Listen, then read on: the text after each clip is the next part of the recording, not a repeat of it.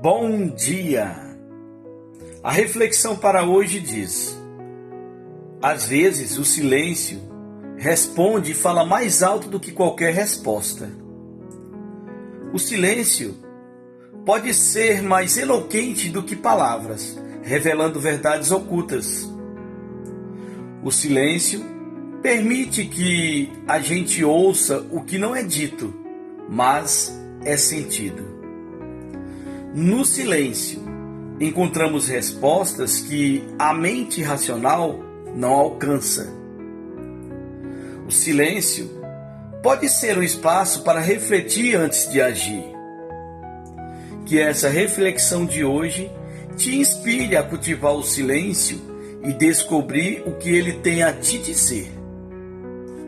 Essa é a reflexão para hoje. Mensagens pregadas com Francisco Isidório.